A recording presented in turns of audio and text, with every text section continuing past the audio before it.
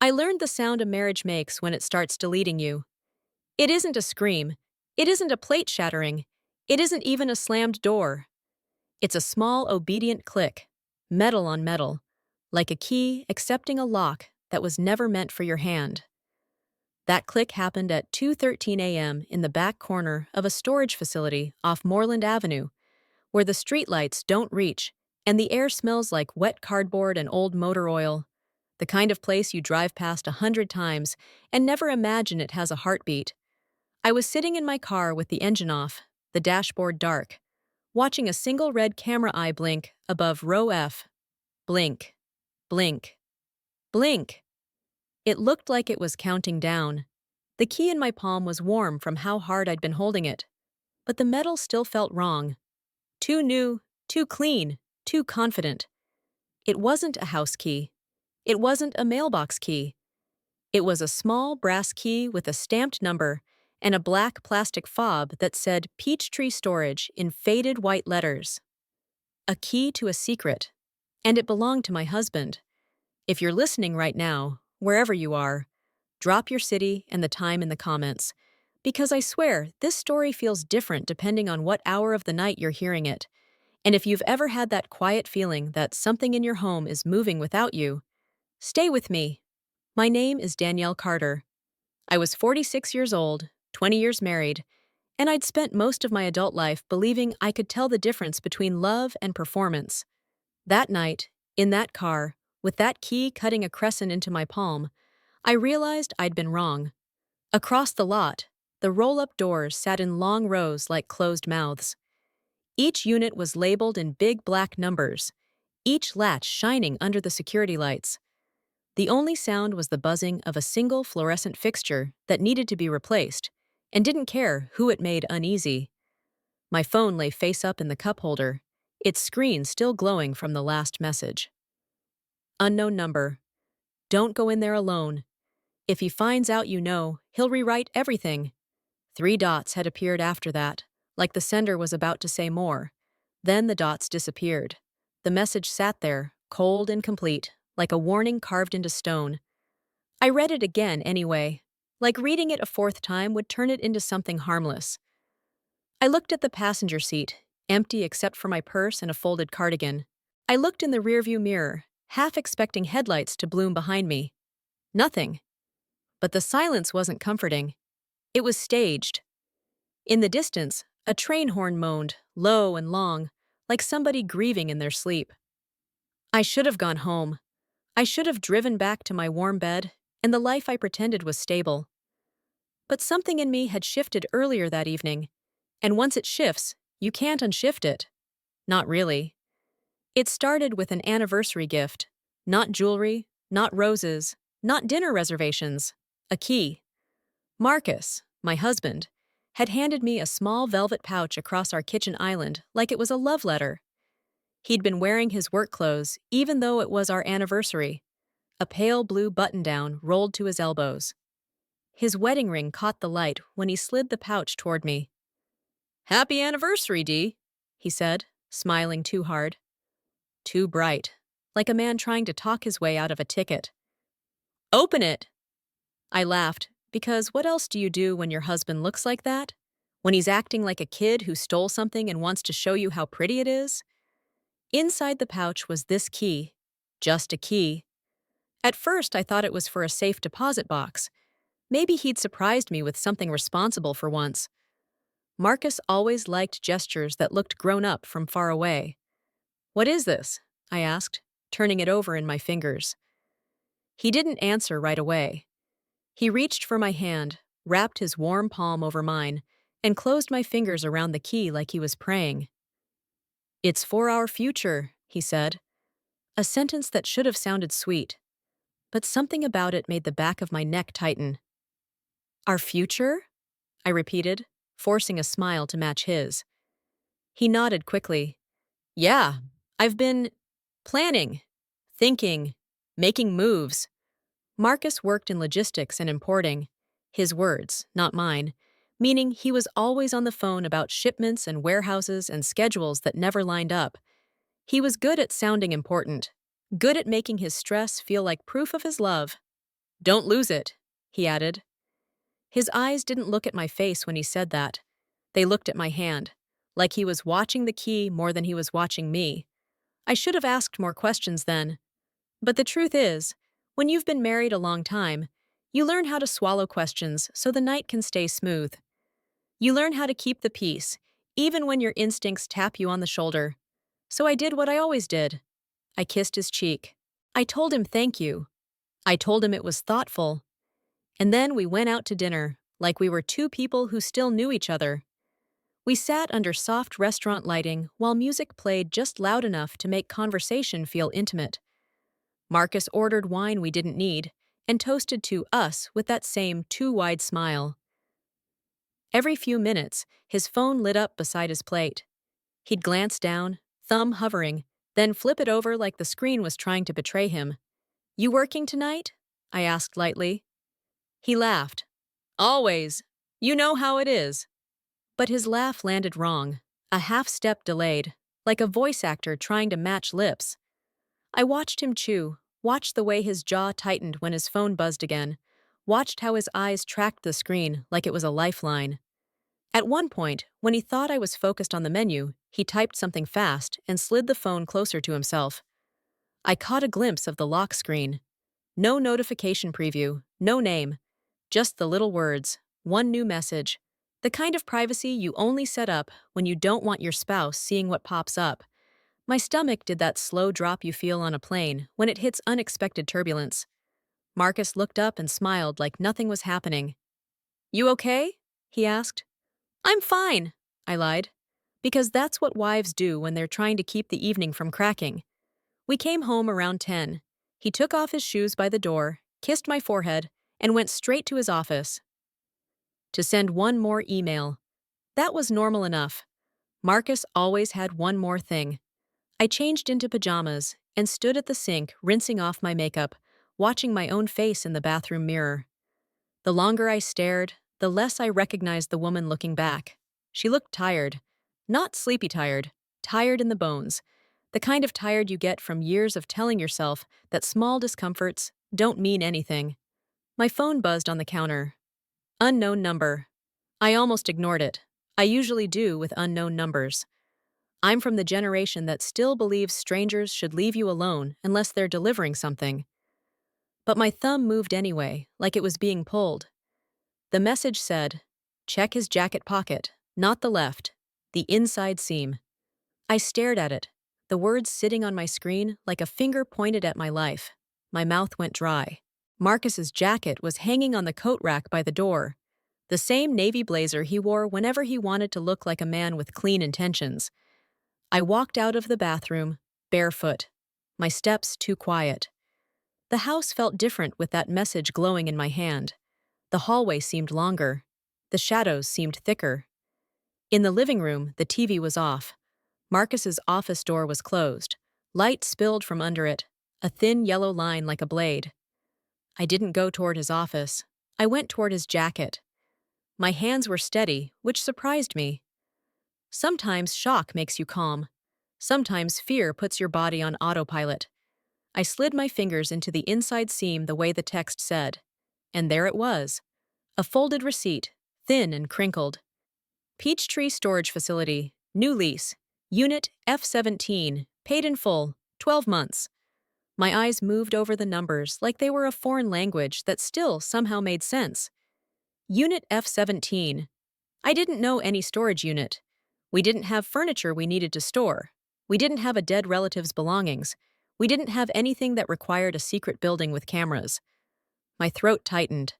The kitchen clock ticked loud enough to feel like an accusation. Then, from down the hall, Marcus's office chair creaked. A drawer slid. Paper rustled. He was in there, doing something, not emailing. I put the receipt back exactly where I found it, pressed the seam closed, and hung the jacket back in the same position. I stood there for a second, listening. Marcus hummed softly, a tune without words. The kind of humming people do when they're soothing themselves. My phone buzzed again. Unknown number. The key he gave you? That's not for you. If you go, don't go alone. I looked down at my hand. The key, the velvet pouch, The future. My heart started beating too loud. I could feel it in my jaw. I walked back to the bedroom like nothing was wrong, got into bed, and lay there staring at the ceiling fan turning slow circles. Marcus came in 10 minutes later, smiling like a man who had finished hiding something. He slid into bed beside me and wrapped an arm around my waist. "You had a good night?"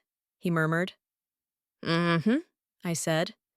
His palm pressed into my stomach, warm and familiar, and I hated myself for how much my body still wanted to relax into it. He kissed my shoulder. "You know I love you, right?" he said softly. The question wasn't romantic. It was a test. I turned my head just enough to look at him. His face was close, but his eyes were not tender. They were watchful, alert, like a man waiting for a yes so he could exhale. "Of course," I whispered. His shoulders dropped, the smallest release. Then he rolled over and pretended to sleep. I lay awake for 2 hours listening to his breathing and the faint creak of the house settling. Every time he shifted, my muscles tightened. At 1:47 a.m., his phone lit up on the nightstand. He didn't move. But the screen glowed again. And again. Finally, Marcus sat up, slow and careful, like he didn't want to wake the floorboards. He picked up the phone, turned his back to me, and walked out of the bedroom without a word. I stayed still, my eyes open in the dark. I listened. A door opened. A soft click. His office. He was in there again. My phone buzzed in my hand under the covers. A third message from the unknown number. Unknown number. "He's moving it tonight. If you want the truth, go now." My skin went cold. Moving it. The unit. Whatever was in there. I stared at the dark outline of my husband's pillow, the spot where his head had been. For a second, I wanted to stay in bed. I wanted to be the woman who woke up in the morning and pretended she didn't see the cracks. But my life had already shifted. I could feel it. Like the floor under my feet had moved half an inch and was waiting for me to notice. I got up. I dressed in silence. Jeans, a hoodie, sneakers. I grabbed my car keys. I grabbed the storage key from the velvet pouch like it was a weapon and a confession at the same time. I didn't leave a note. I didn't text Marcus. I slipped out the front door like I was the one doing something wrong. Outside, the night air slapped me awake. The neighborhood was quiet, houses sleeping behind curtains. I drove with the radio off. Streetlights passed over my windshield like slow blinking eyes. And now I was here. 2:13 a.m. Peachtree Storage, row F, watching the camera blink like it knew me. Blink, blink, blink. My phone sat in my hand, screen dim. No new messages, just that last warning hanging in the air. If he finds out you know, he'll rewrite everything. I swallowed hard and looked at the roll-up doors again. F15, F16, F17. My chest tightened when I found it. Unit F17 had a newer padlock than the others. The metal looked recently touched, clean around the edges, like it had been handled more than it had been weathered. I got out of the car, my sneakers crunching on gravel too loudly. I kept my head down, hood up, like that would make me invisible. The air was cold enough to sting my lungs. I walked toward the unit, key clenched in my fist. The camera above me blinked red. And for 1 second, I imagined Marcus watching a live feed somewhere, seeing me walk into his secret. My hand shook when I reached for the padlock. Then I heard it. A car door closing somewhere behind me. Not close enough to see, close enough to hear. My entire body went rigid. The gravel shifted. Footsteps, slow, steady, moving through the dark. And in that moment, standing in front of my husband's hidden door, I understood something with absolute clarity. This wasn't just about an affair. This wasn't just about lies. This was about access, about who gets to open what, about who gets locked out.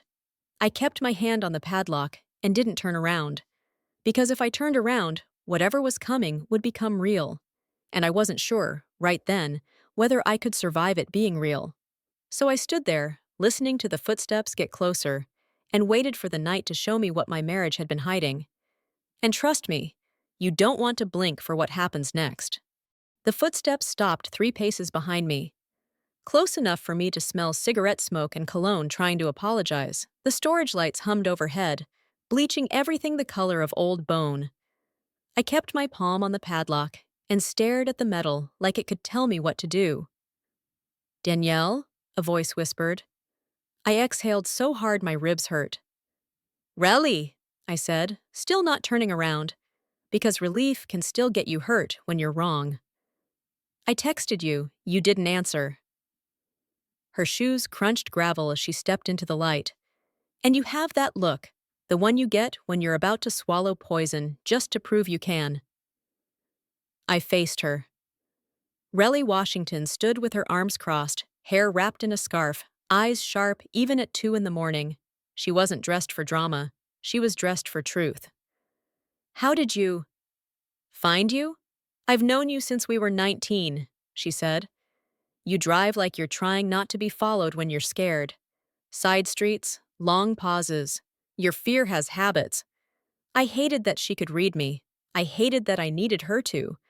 "I got a message," I said, holding up my phone. "Someone told me to come, said he was moving something tonight." Relly's gaze flicked to the unit number, F17. She didn't ask who he was. She already knew. "Marcus?" Hearing my husband's name out here made it sound smaller, less sacred, like a label you peel off a box. I nodded. Relly stepped beside me and studied the padlock. "You got the key?" I opened my fist. The brass key was warm from my grip, but it still felt wrong, too clean, too new. It belonged to a life I'd never been invited into. Relly's voice softened, just a fraction. "D, you sure you want this?" I should have said no. I should have said I wanted to go home and crawl back into my warm bed and my warm lies. But something had shifted earlier that evening, and once it shifts, you can't unshift it. "So tell me," Rella said. "From the beginning. Not tonight. The real beginning. The past is the map of how you get trapped, and if you don't study the map, you walk the same roads again." Marcus and I met in Atlanta in the early 2000s. He was charming. Dimples, smooth talk, a laugh that made you feel chosen. I was working and finishing school, hungry for stability. He promised stability like he could hand it to me. We married, built a steady life, and for a long time it was normal. Not perfect, but ordinary in the way you learn to trust. Marcus worked logistics and importing, which meant endless calls, shipments, deadlines, and stress that always seemed to require my patience. Business became his curtain. He could pull it closed anytime I asked a question he didn't want to answer. The shift was slow enough to disguise itself. A second phone for vendors, a locked drawer for contracts. Passwords he stopped sharing because it's easier. I told myself it was adulthood. I told myself men like privacy. I told myself I was being dramatic. Last spring, he came home late with a scent that didn't belong to our house, hotel soap and expensive lotion. When I asked where he'd been, he smiled and said, "Meetings." He kissed my forehead, not my mouth. A week later, I found a tiny earring back in his car. Gold. Not mine. I held it like evidence, then put it back where I found it, because I wasn't ready to become the woman who confronts her husband with a piece of metal. Relly saw my silence anyway. "You've been quieter," she told me over coffee. "Quiet like you're listening to something you don't want to hear." "I'm just tired," I said. Relly didn't blink. "Tired is sleep. That's not what this is." I'm answering her now, standing in front of a door with my husband's secret on the other side. This year, the cracks widened. Marcus started turning his phone face down like it was ashamed. He took calls outside. He locked his office door. His privacy grew teeth. Then came our anniversary. Not a bracelet, not flowers, a key. He slid a velvet pouch across the kitchen island with a smile that was too bright. "Happy anniversary, Dee." Inside was the storage key. "It's for our future," he said, and his fingers trembled as he pressed it into my palm like he needed me to carry something heavy for him. At dinner, he toasted to us and watched his phone more than he watched my face. When it buzzed, he flipped it over fast, like a reflex. We came home. He went into his office for one more email. I stared at my reflection in the bathroom mirror, trying to remember when my instincts became something I negotiated with. Then the first message arrived. Unknown number. Check his jacket pocket, not the left. The inside seam. Relly's eyebrows lifted. You did? I nodded. There was a receipt. Peachtree Storage. Unit F-17. Paid for a year. Relly's expression sharpened. And you didn't ask him? I tried to sleep, I admitted, hearing how small that sounded. And then? Another message. The key isn't for me. If I go, don't go alone. I swallowed.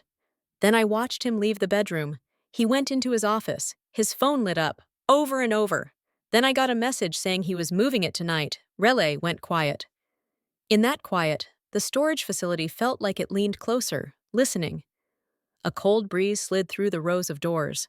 The latches chimed faintly, like tiny bells warning me, all at once. I stared at Unit F-17. What if I'm wrong? I whispered. What if it's nothing and I'm out here acting crazy? Relay leaned in, voice low and steady. D. Somebody texted you about a storage unit you didn't even know existed. That's not nothing. That's a crack in the wall. And cracks are where the truth leaks out. My phone vibrated again. Both of us flinched. Unknown number. He's not alone. Don't let him see you first. Relay read it over my shoulder. Her face went still, like a door locking. Okay, she said slowly. Now we know this isn't just your marriage being messy. This is somebody else inside it. Relay's eyes narrowed. Any name been hovering lately? I didn't want to answer, because names have weight. But I'd seen one flash on his lock screen weeks ago before he snatched the phone away. Tiana. Then I heard it again in the dark, Marcus half asleep, whispering like he was calling home to someone else. I told myself it was work slang, a client, a code word for a shipment. But the moment I said it out loud, my stomach turned, and Relly's face told me she'd been thinking the same thing. She didn't say affair. She didn't say danger. She just tucked her chin and watched the shadows, like she expected that name to walk in tonight. My stomach clenched. What do we do? Relay looked down the aisle of doors, then up at the blinking red camera. She stepped back into the shadow near my car, pulling me with her like she was moving a chess piece. We watch, she said. We listen. And when the moment is right, you open that door. Not before, not after, right.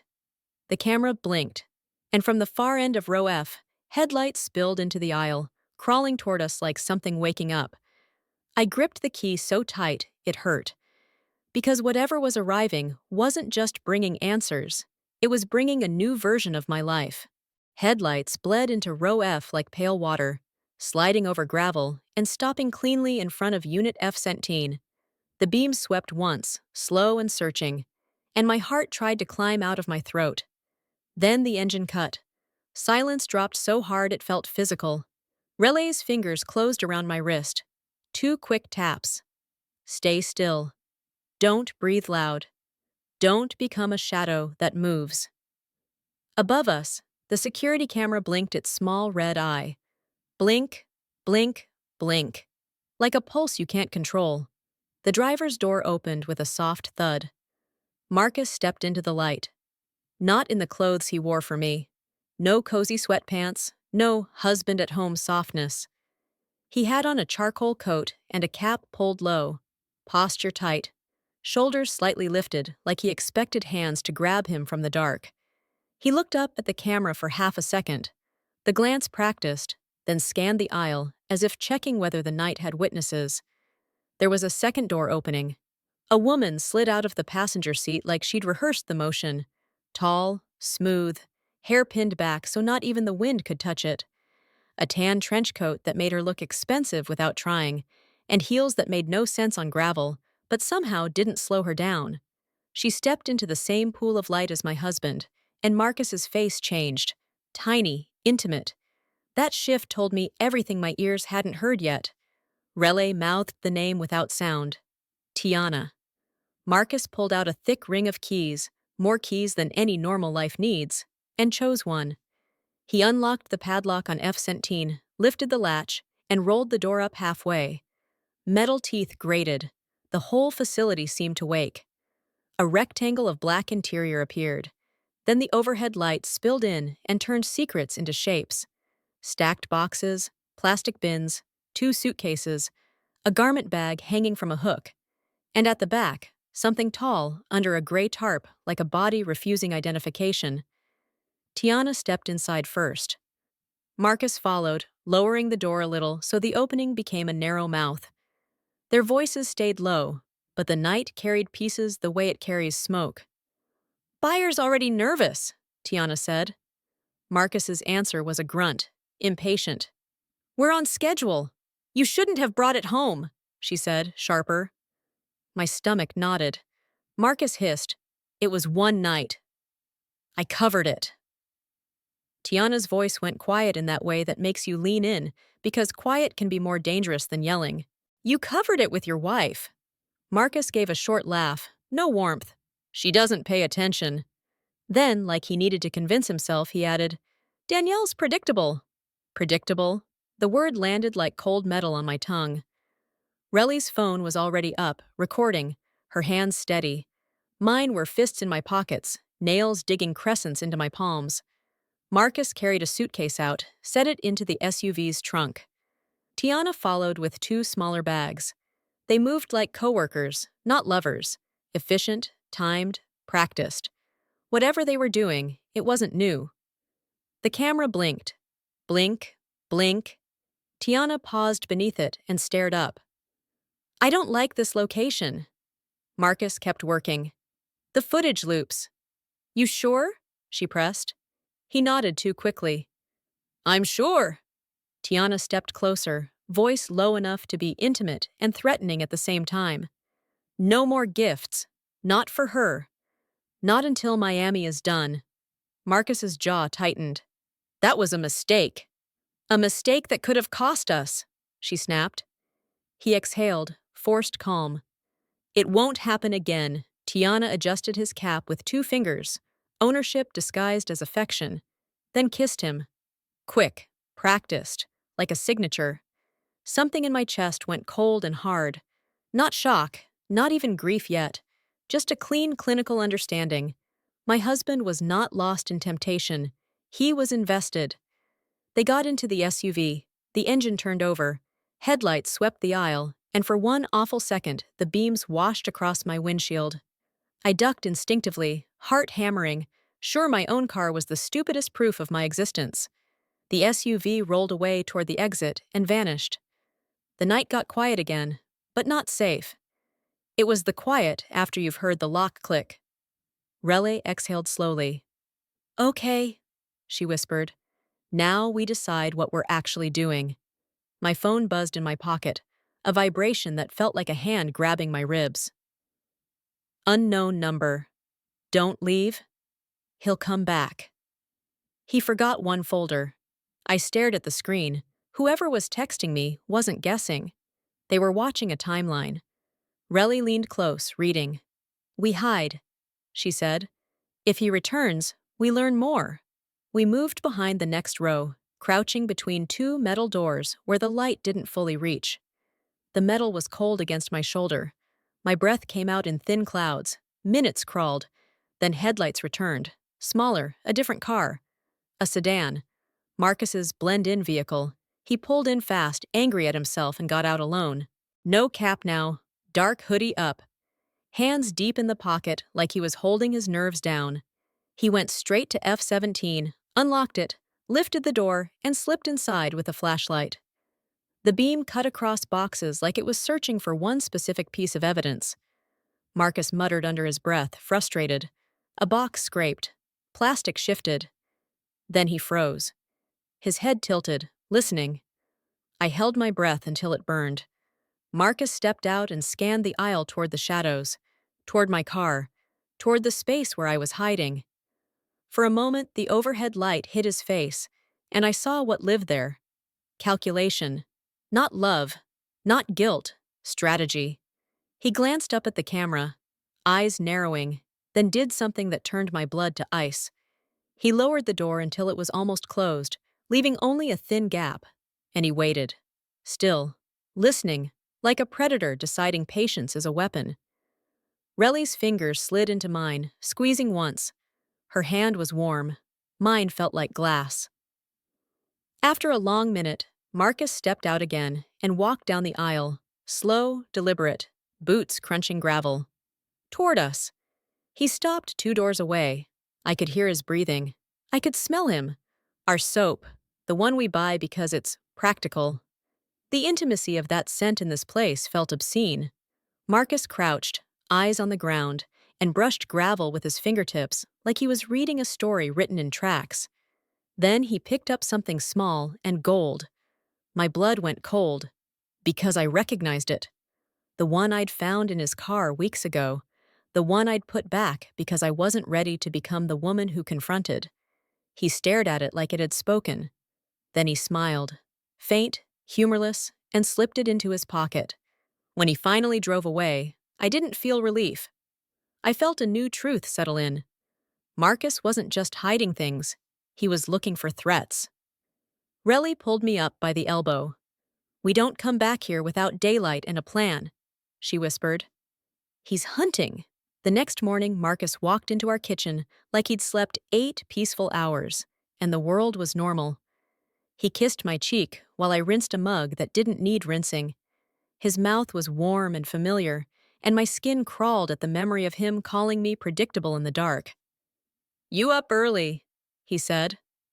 "I couldn't sleep." He nodded like sleeplessness was a shared human thing between us, not a symptom of his betrayal. He poured coffee, checked his phone, and when he thought I wasn't looking, he typed fast, shoulders tightening, mouth flickering into a private smile. "Busy day?" I asked lightly. "Yeah," he said. "Clients, late." Then he left with a casual wave, and the front door clicked shut like punctuation. Relly arrived 10 minutes later, with breakfast sandwiches in a paper bag, like we were doing something ordinary. She didn't ask if I was okay. She looked at my face and said, "We go back, noon. Office first." Peachtree Storage in daylight looked less haunted, but it still felt wrong, like a place designed to hold silence. The front office smelled like stale coffee and disinfectant. A bored man in a polo shirt sat behind the counter, name tag, James. Relly smiled the way you smile when you want information without looking like you need it. "Hi," she said. "We're here for Unit F-17. My sister's husband rents it, Marcus Carter. He said he added her as authorized, but he forgot to give us the gate code." James barely looked up. "Need to be on the lease?" Rel sighed, performing mild annoyance. "He's always doing that. Can you at least confirm the authorized list? We're trying to move his stuff today." James clicked around on his computer, slow, uninterested. "Name?" "Danielle Carter," I said. He typed. His face didn't change. Then he frowned. "You're not on here." My mouth went dry. Relly leaned closer, still smiling. "That can't be right. He added her last month." James shrugged and turned his monitor slightly. Not enough to show everything, just enough to show a simple list. Marcus Carter. And underneath, in black letters that felt like a knife, Tiana Rowe. Relly's smile stayed, but her eyes hardened. "Who's Tiana?" James shrugged again. "Authorized user, only ones." We walked out into the bright sun, and I had to grip the edge of my car to keep from folding in half. Relly said it for me. "Affair partner, business partner, same person." My phone buzzed again, unknown number. "Now go to his home office, bottom drawer, false bottom, don't wait." Relly read it over my shoulder. "Someone's walking you through this," I swallowed. "Or someone's steering me." "Either way," she said, "we get proof before we get fear." Back at my house, Marcus's office door was locked like always, but I had the key. My hand hovered over the lock, and for a second, I felt like I was standing at the edge of a cliff. Opening that door wasn't just snooping. It was admitting my marriage was a crime scene. Relly stood behind me. "You ready?" "No." I turned the key anyway. The lock clicked. Marcus's office smelled like him, paper, cologne, and the faint coffee scent that never leaves fabric. The desk was too neat, the kind of neat that screams intentional.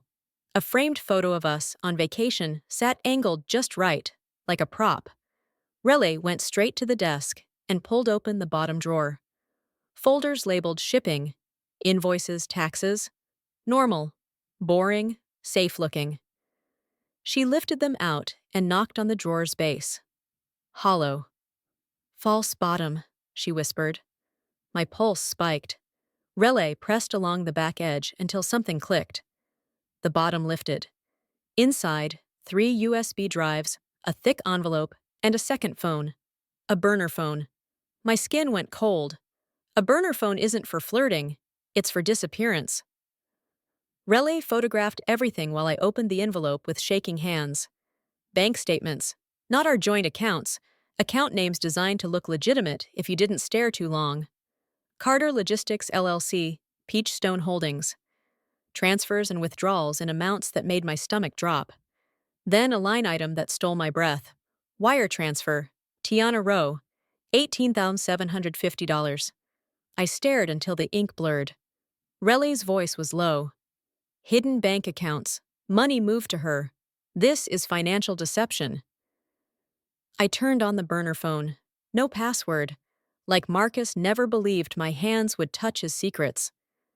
Messages filled the screen. Threads labeled like feed, MIA buyer, East drop, safe list. And one thread, Tiana. I opened it. The most recent messages were from last night. Tiana. You forgot the folder. Marcus. I got it, don't panic. Tiana. I don't panic, I calculate. Marcus. My wife doesn't know anything.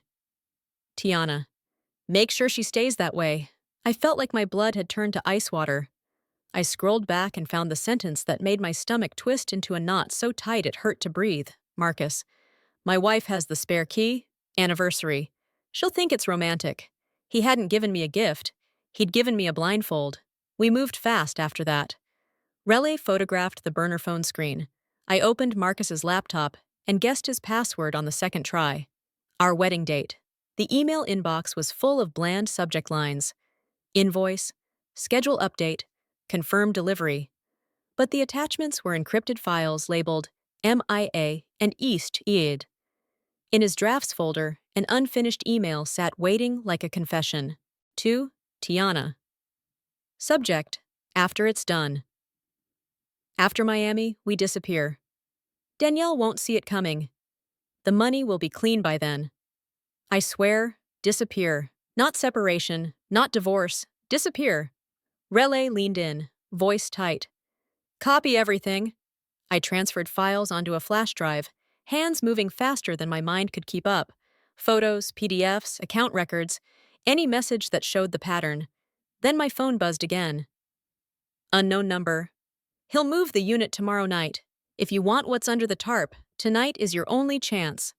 Relay read it and exhaled through her teeth. This is a trap or a lifeline.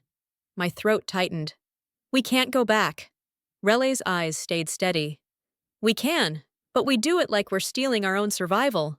We waited until Marcus texted that he'd be late with a client. A smiley face at the end, like he wanted his lie to look harmless.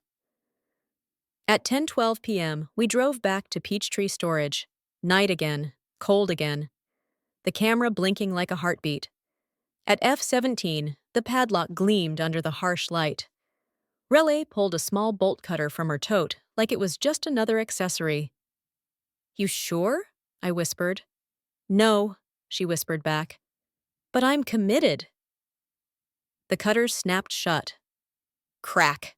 The padlock broke with a sound that echoed down the aisle. No alarm, no siren, just the hum of lights and the steady blink of the camera. Blink, blink. Relay slid the broken lock off and set it on the gravel like she was laying down a body.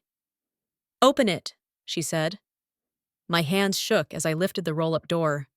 Metal rattled loudly, and every sound felt like it traveled straight to Marcus's ears. Stale air poured out. Dust, fabric, paper, and a faint chemical sweetness underneath. We stepped inside. The concrete floor was colder than the night. Boxes and bins were stacked neatly, like organization could make crime look respectable. 2 suitcases sat near the front. A garment bag hung on a hook, and in the back, the gray tarp, tall and rectangular. Relly moved fast, scanning. "Paper first," she murmured. I flipped open a bin labeled Office. Inside were folders, neatly arranged, and a photo frame face down. I turned it over. Marcus and Tiana posed, his hand on her waist, their faces sunlit and happy, matching white outfits, like a couple on vacation. He looked like a man who'd been saving his best smile for somebody else. My chest went numb. Relly snapped photos. "Keep moving," she said softly. Under the photo frame was a lease agreement, an apartment rental in Midtown. Tenant names, Tiana Rowe and Marcus Carter. A secret apartment, a secret home. I forced myself to keep going. One suitcase unzipped to reveal stacks of cash, rubber-banded tight. Not a little emergency stash. A serious pile. The kind of money that doesn't come from honest overtime. Relay photographed it quickly. "Don't touch more than you have to." Then we faced the tarp. I gripped the edge, fingers stiff, and pulled. The tarp slid away with a whisper and revealed a tall filing cabinet with a sticker on it. Carter Logistics. Confidential. Not a body, not weapons. Something worse in a marriage. Documentation. I opened the top drawer. Shipping manifests, customs forms, photos of crates, lists of names with numbers beside them. Codes written in margins. Miami, buyer, drop, %. A logistics operation hiding inside a marriage. I pulled open the second drawer and found a folder labeled Family. My throat tightened. Inside were copies of my driver's license, my passport, our marriage certificate, documents I hadn't touched in years, and beneath them, forms. Power of attorney, beneficiary change, life insurance update. I stared at the beneficiary line until my vision tunneled. The name wasn't mine. Tiana Rowe. My knees went weak. Relly's voice was low and urgent. "Photos, now, every page." We photographed everything, hands shaking, moving too fast. Then my phone buzzed. Unknown number. He turned around. "He's coming back right now." My blood went ice. Relly whispered, "Cover it, put it back." We shoved the tarp over the cabinet, dropped the folders back, closed drawers. I shoved the photo frame into the bin. We backed toward the opening. Gravel crunched outside, footsteps, fast, angry. The roll-up door jerked upward and light flooded the unit. Marcus stepped in, flashlight beam slicing the space like a blade. He kicked the broken padlock, metal clanging. He muttered, "No, no, no." He went straight to the filing cabinet, lifted the tarp edge, checked, let it drop. Then the suitcase, unzipped, checked cash, zipped. He wasn't searching for thieves. He was checking whether his world had shifted. Then he moved to the office bin. My breath caught. He lifted the lid and pulled out the photo frame. Even from behind the stack where we crouched, I knew the shape. I knew the lie inside it. He stared at it. Then he laughed once, short, sharp, humorless, and he whispered my name like a verdict. "Danielle!" My heart stopped. Relly's grip crushed my forearm. "Don't move, don't breathe, don't become real." Marcus set the frame back down slowly and said, louder now, to the empty unit, "Who's here?" Silence answered. He stepped forward. One slow step, another. Flashlight beam sweeping corners, boxes, the space where shadows could hold a person. He was hunting. The light moved closer. Then, somewhere outside, there was a loud bang. A door slam. A car backfire. Something sudden and sharp that snapped Marcus's head toward the aisle. He turned, stepping out of the unit to look. Relly mouthed, "Now." We slid out from behind the boxes, low and fast, moving like ghosts. We slipped past the cabinet, past the suitcases, and out into the shadow at the unit's edge while Marcus was half turned away. We ran, not sprinting, but fast and controlled, using the rows as cover. Behind us, Marcus's voice cut the night. "Hey! Who's there?" We didn't answer. We reached the car. Relay yanked the door open, and I dove inside, hands shaking too hard to buckle my seatbelt. Relay started the engine, and we pulled out, tires spitting gravel. In the rearview mirror, Marcus ran into the aisle under the harsh light, scanning, searching, face tight with fury. He looked like a stranger. A stranger who finally realized I wasn't asleep anymore. We didn't speak until we were on the highway, and the city lights blurred into a ribbon. Relay's voice was low. "Dee," she said. "You saw it. All of it." I stared at my reflection in the window, faint and ghost-like. "I saw enough," I whispered. Because now I knew the shape of the lie. A secret apartment, hidden bank accounts, coded deliveries, and my identity filed away in a drawer labeled family like paperwork for a future I didn't consent to. And the coldest part? The coldest part was this. Marcus didn't just cheat. He built a life that required me to be small, quiet, and predictable. But I wasn't any of those things anymore. If you're still listening, don't go anywhere. Because the next part is when Marcus comes home and tries to smile in my face, while deciding what to do with the wife who opened the wrong door. We split up after that, because Relly insisted I shouldn't go back to my house tonight. "Not until we know what he knows," she said, eyes on the mirrors like Marcus might be a pair of headlights behind us. "Not until we decide what safe even means now." So she drove me to her apartment instead. Normal walls, normal locks, the kind of place that should feel ordinary, but nothing feels ordinary after you've watched your marriage unload itself into a trunk.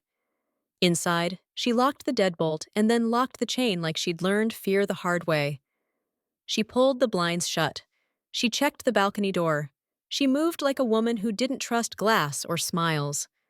I sat on her couch with my shoes still on, hands wrapped around a cup of water I didn't drink. My phone lay in my lap like a live wire. Relly opened her photo roll and started scrolling through the evidence we'd captured.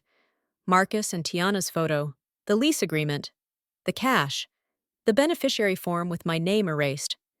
Each image felt like a different kind of slap. Not loud, not dramatic, just precise. "Okay," Relly said finally, voice low. "We have enough to prove motive, money, and deception. That's the triangle. That's what lawyers like. That's what police like. That's what judges understand." The word police made my stomach tighten.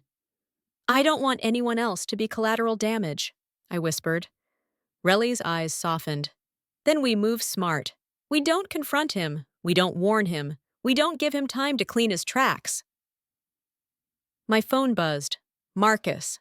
The screen lit up with his name like a threat. Relly's hand shot out. "Don't answer." But my body had already gone rigid, because the timing was too perfect, too immediate. "He knows," I whispered. Relly shook her head. "Not necessarily. Men like him call when they feel a shift.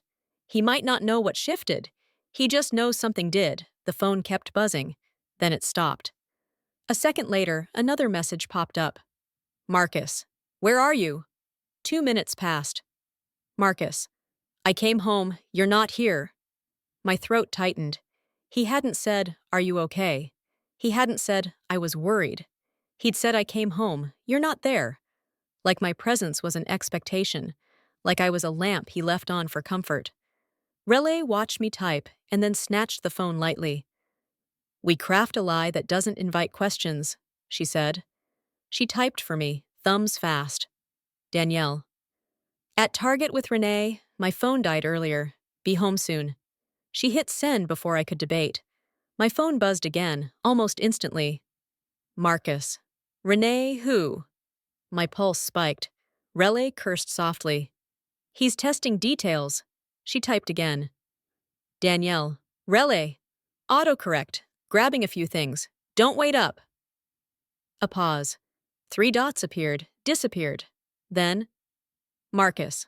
Okay, call me when you get back." Relay put the phone down, face hard. "He's fishing."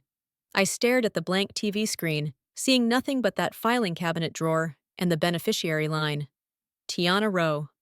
My name erased like pencil. My phone buzzed again, but this time it wasn't Marcus. Unknown number. He's calling because the lock is cut. He found it. Check your car, tracker. My skin went instantly cold. Relay read it and went still. He's tracking you, she said. I left my car at the storage place, I whispered. And you drove it away, she reminded me. If he's tracking it, he can find it. Fear does something weird in your body. It makes you angry at the wrong things. I wanted to scream at my phone, at the unknown number, at the universe. Instead, Relly grabbed her jacket. We're checking the car now. We went down to the parking garage under her building, the concrete echoing our footsteps. The air down there was damp and metallic. Security cameras in corners stared like unblinking insects. My car sat in its spot under a flickering light that made everything feel older. Relay crouched near the back bumper first, phone flashlight sweeping the underside. If it's an AirTag, it'll be small, she murmured. Magnet case, maybe? Wheel well. I knelt beside the front tire, fingers numb, searching the dark curve of rubber and plastic. And there it was, a black case tucked inside the wheel well like a parasite. Relay pulled it out with 2 fingers. An AirTag. My throat closed. It wasn't paranoia. It wasn't imagination. It wasn't me being sensitive. It was hardware. Relay held it up like a dead bug. Okay, she said, voice steady. We remove it. We bag it. Evidence. My hands shook so hard I could barely breathe. How long has that been there? Relay stared at the tiny device. Long enough for him to feel confident. We wrapped it in a plastic bag from her glove compartment and put it in her purse. Back upstairs, Relay locked the door again, then sat across from me at her kitchen table. Tomorrow morning, she said, we go to an attorney, not a couples counselor, not a friend who knows a guy. An attorney. I swallowed. What about the police?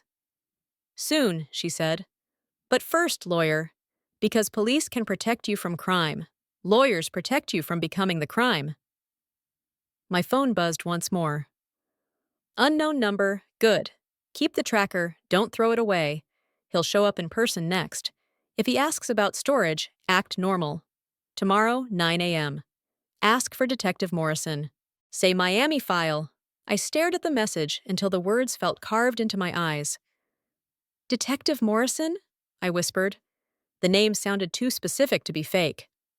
Relly's voice was quiet. This texter is either law enforcement adjacent, or they're inside Marcus's operation. I thought of Tiana's voice. I don't panic, I calculate. A new thought slid into my mind, cold and sharp. What if the person texting me was calculating too? But on my side? Relay took my phone gently and turned it face down. Try to sleep, she said, though her eyes said she didn't expect me to. I lay in her guest room, staring at the ceiling fan spinning too slow, like it was thinking about stopping. Every time the building shifted, I imagined footsteps in the hallway. Every time a car passed outside, I imagined headlights sliding into the parking lot. At 3:11 a.m., my phone rang again. Marcus. I didn't answer. It rang until it stopped. Then another message appeared. Marcus. I need the key you have. Bring it home in the morning. He didn't say please. He didn't say why. He didn't ask if I was safe. He stated it like an order, like the key was his and my hand was just the shelf it sat on. I stared at the message, and something finally clicked in my chest. Not fear, not grief, resolve. Because now I knew what that key really meant. It wasn't access, it was a leash, and Marcus had just tugged it to see if I'd come running. Marcus showed up at Relly's door at 8:06 a.m. Not knocked. Not texted from the car. He just appeared in the hallway like he'd always belonged there, like the building owed him access. Relly's peephole turned his face into a small, warped version of my husband, but the distortion didn't change the truth in his eyes. He wasn't worried. He was irritated. Relly held up a hand to keep me back and whispered, Stay quiet. She opened the door on the chain, just enough to let cold air and Marcus's cologne slide in. Morning, Marcus said, voice too friendly for the look on his face. Danielle in there? Relay didn't move. Why? My wife's phone went dead. She didn't come home. I'm here to pick her up. I could have laughed. Not because it was funny, but because it was such a clean example of how he framed reality. He wasn't here to make sure I was safe. He was here to collect me like property. Relly's eyes narrowed. She's sleeping. She had a migraine. Marcus's smile tightened at the edges. A migraine. Right. Tell her I need the key. The key. Not my well-being. Not an apology. A piece of metal. Relle tilted her head. What key? Marcus's jaw flexed. The key I gave her. Anniversary. She knows. Relle's voice stayed even. You can ask her when she wakes up. Marcus leaned closer to the crack, lowering his voice like intimacy could make a demand sound gentle. Relle, don't get in the middle. This is between me and my wife. I stepped forward so he could see me. I wanted him to have to look at my face while he lied. His eyes flicked to me, then to my wrist, then to my hand, like he expected the key to be hanging there like jewelry. D, he said, softening instantly. There you are. You scared me. It was a performance so quick it almost impressed me. You didn't look scared, I said. He chuckled like I'd made a cute joke. Come on, let's go home. We need to talk. Relle's hand pressed into my shoulder. A reminder. Plan. We had one. I kept my voice calm. I'm not going home right now. Marcus's smile froze for half a second. Then he recovered. Why not? Because you're a stranger. Because you put a tracker on my car. Because you built a second life with my name filed away like paperwork. Because you called me predictable. Instead, I said, I need space. Marcus exhaled, a controlled sigh. Okay, space, but give me the key. What for? I asked. His eyes sharpened. It's important. Important to who? I asked. To us? Or to your business? The word business changed the air. Marcus's shoulders lifted slightly, the smallest flinch. What are you talking about? Relle didn't give him time. You should leave, she said. Marcus's gaze snapped to her, annoyed. Relle, I'm not talking to you. But he was. He was talking to all of us. To the hallway, to the neighbors, to the invisible judge in his head that kept score. He stepped back, forcing his face into something calm. Danielle, he said, slow, if this is about money, we can talk. If it's about you feeling neglected, we can fix that. But don't do this dramatic disappearing act. Disappearing. The word tasted bitter, because I'd read his draft email. After Miami, we disappear. You're right, I said softly. We should talk. But not here. Relief flickered in his eyes. He thought he'd pulled the leash. When? He asked. After I handle something this morning, I said. I'll call you. Relle's fingers dug into my shoulder again. Don't overplay. Marcus nodded like he was granting permission. Fine, but I want the key by noon. Then his gaze slid past me into Relle's apartment, scanning like he could see the evidence on her kitchen table through walls. He smiled again.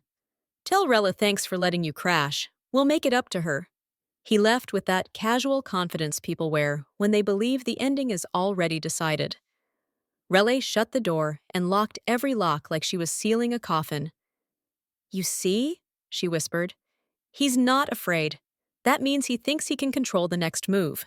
At 9:02 a.m., we were in an attorney's office that smelled like lemon polish and expensive patience. The woman behind the desk introduced herself as Jennifer Wu, and when she shook my hand, her grip was firm, not comforting, practical. Relle had found her name at midnight, searching Asset Concealment Divorce Attorney Atlanta. Like the internet could be a flashlight, Jennifer didn't waste time. She opened a yellow legal pad and said, Start at the storage unit, use dates and specifics. So I did. I told her about the key, the receipt, the authorized user list, the photo, the cash, the beneficiary form, the AirTag. I slid the flash drive across her desk. I showed her screenshots of the burner phone messages.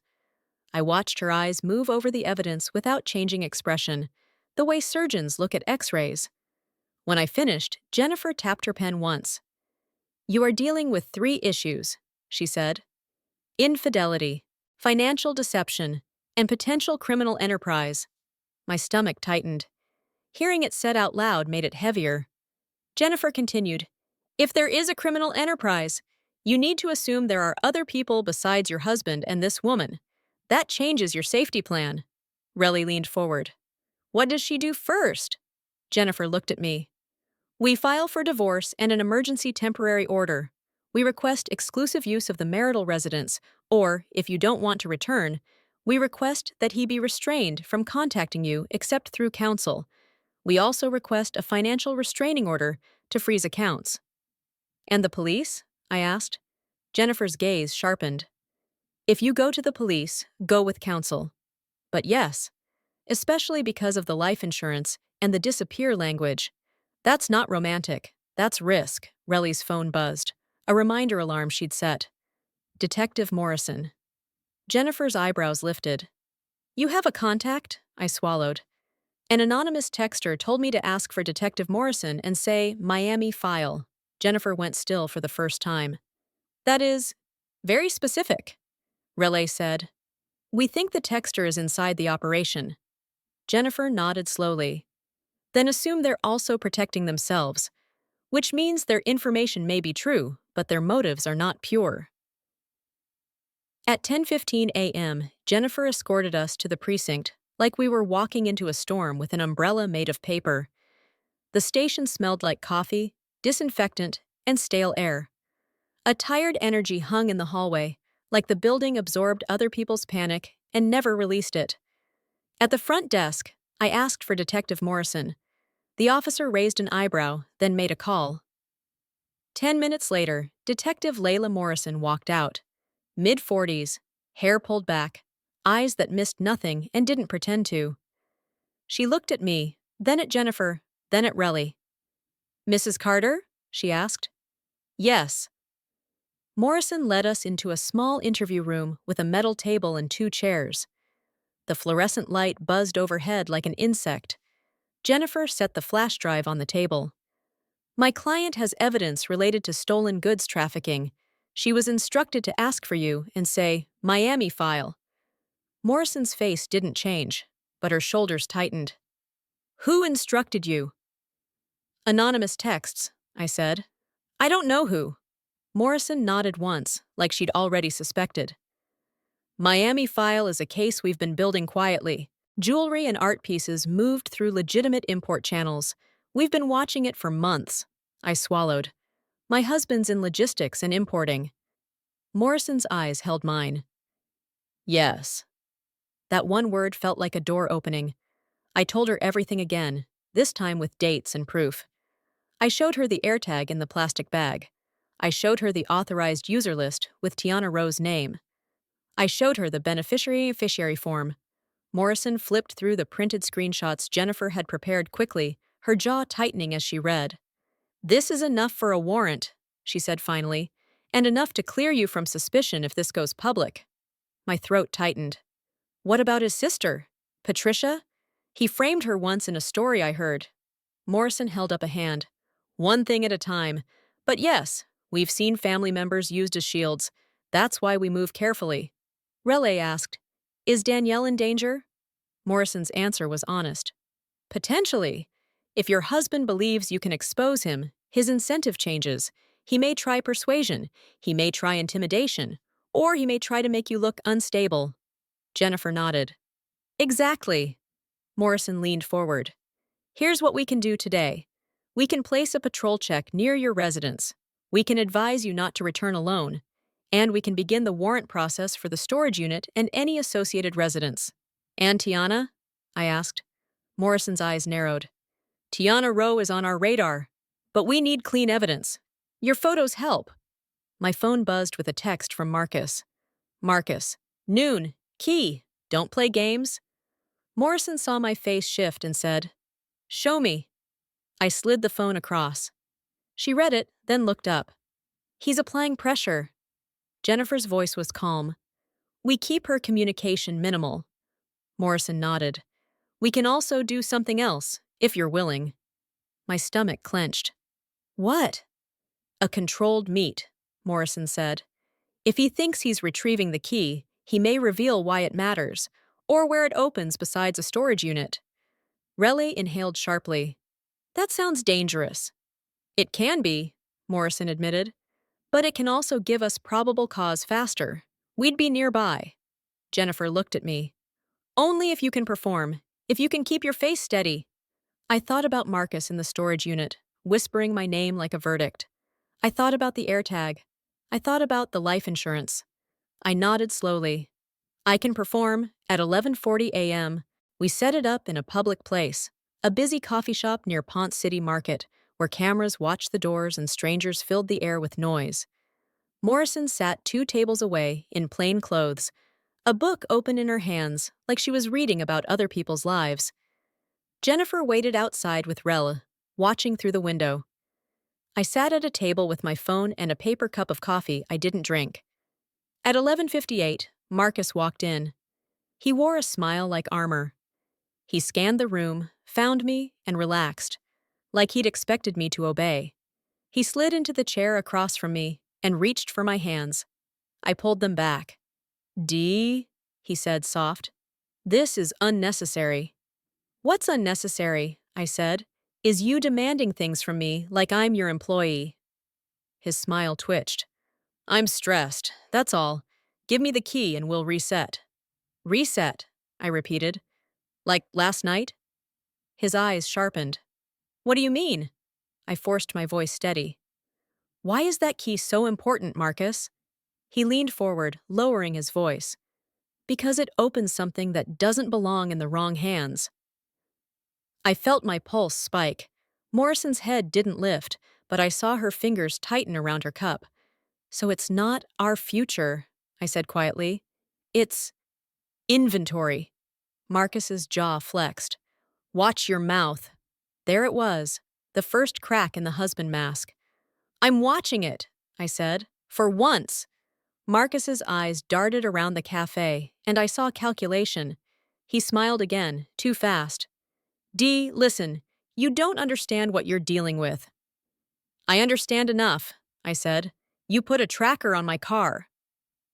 His face went blank for half a second. Then he laughed. "A tracker? Danielle, you're spiraling." Gaslighting, delivered like medicine.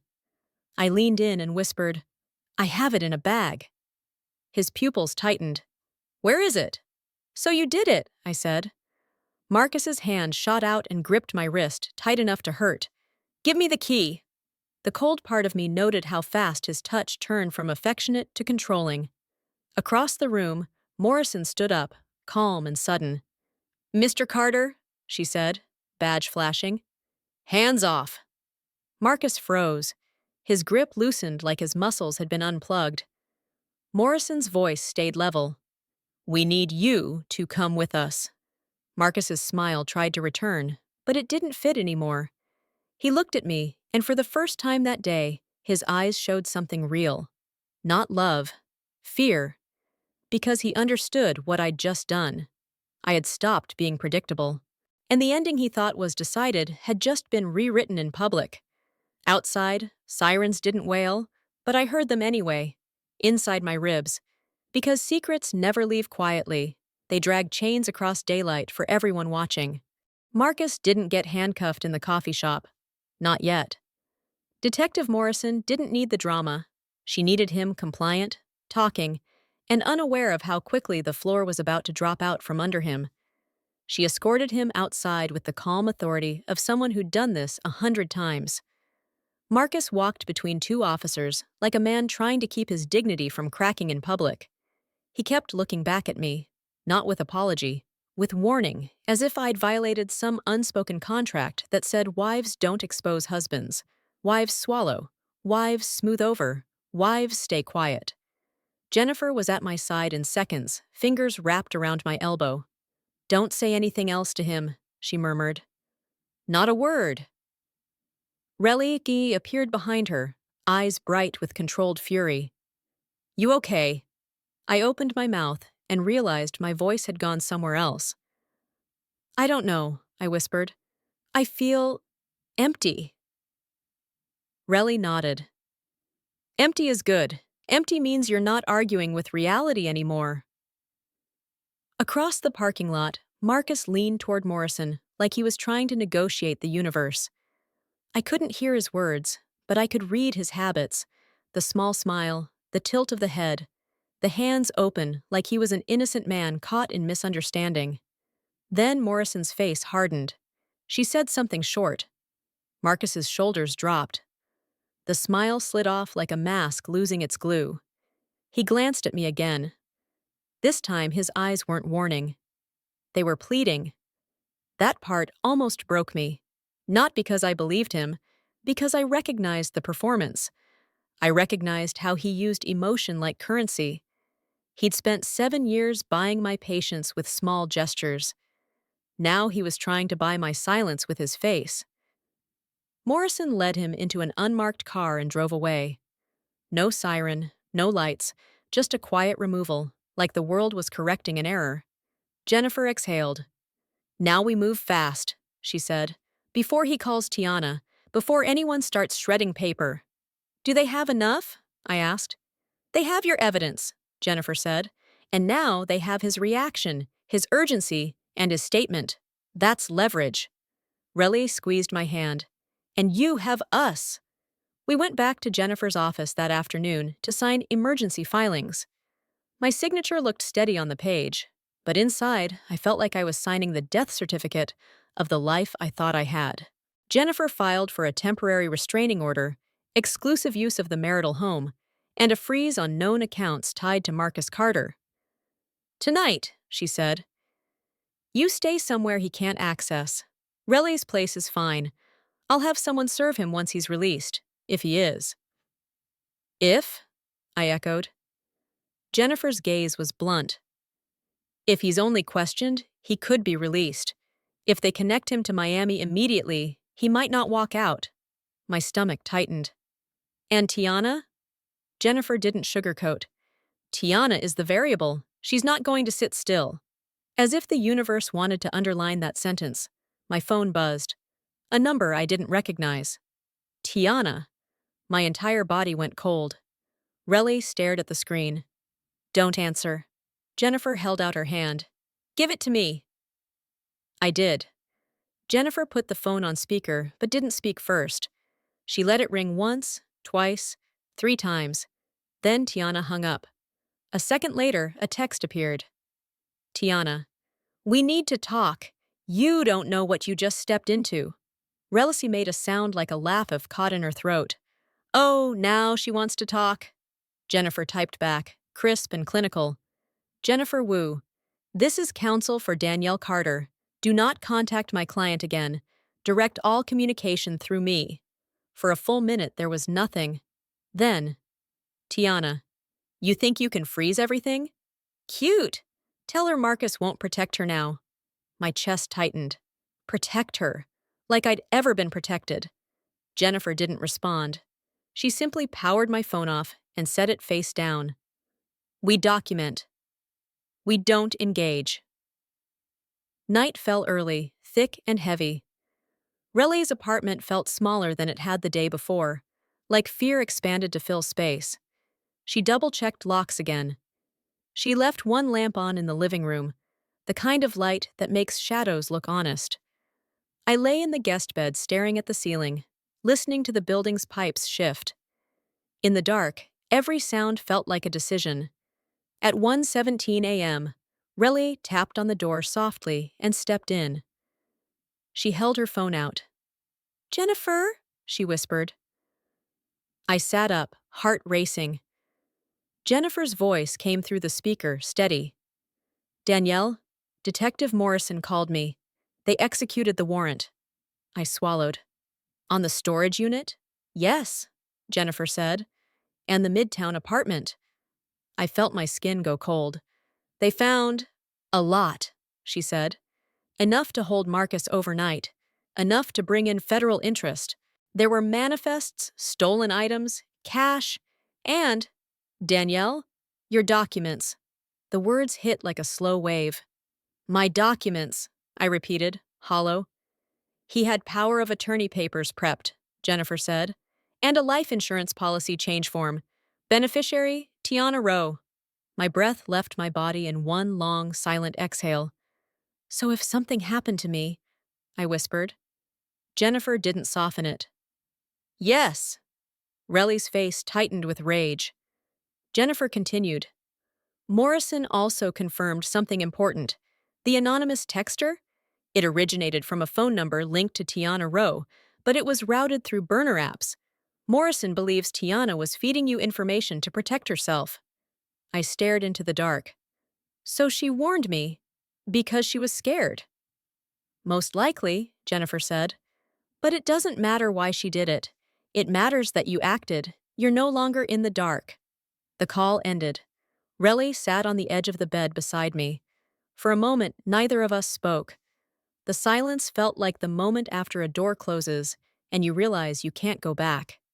Dee, Rel said softly, you saved yourself. I shook my head, tears burning. I didn't even see it. I needed texts. I needed you. I needed a detective. You needed tools, Relly corrected. That doesn't make you weak. That makes you human. The next morning, Morrison called again. This time she spoke to me directly. Mrs. Carter, she said, Marcus Carter is being charged at the state level pending federal review. Tiana Rowe is being located for questioning. You will be considered a cooperating witness, not a suspect. But you need to stay vigilant. There may be other people involved. I understand, I said, and I meant it. When I hung up, I walked to Rella's balcony and looked out at the city. Atlanta glowed in the cold morning sun, indifferent to my private apocalypse. I thought about my house, our house, and how it was full of things that looked like love if you didn't know how to read the fine print. A couch, a photo wall, a shared bed. Props. And I thought about the key Marcus demanded by noon like it was a lifeline. It had been, just not his. Because that key opened a door he never intended me to walk through awake. Behind me, Relay set a mug of coffee on the railing. What's next? She asked. I wrapped my hands around the warmth and felt my fingers stop shaking. Next, I said slowly, I get my life back. Divorce, Relay said. Divorce, I agreed. And I testify. And I make sure Patricia, anyone, never takes a fall for his mess. I make sure my name is never filed away in someone else's drawer again. Relay's eyes softened. That's my girl. I stared at the skyline and felt something settle in me, something colder than fear but stronger, a quiet promise. Marcus had spent years training me to be predictable, to accept less, to stay grateful, to let his secrets be normal. But the night I watched him under that storage light, I learned something. A marriage doesn't always end with a scream. Sometimes it ends with a blink from a security camera. And the moment you finally stop pretending you didn't see what you saw. If you're still here with me, don't just scroll away. Drop your city and what time you're listening right now. I want to know how far this story reached. And if you've ever felt that cold click in your chest, the moment you realized the person beside you wasn't safe, hit like, subscribe, and stay close. Because the next story might sound like fiction until it doesn't.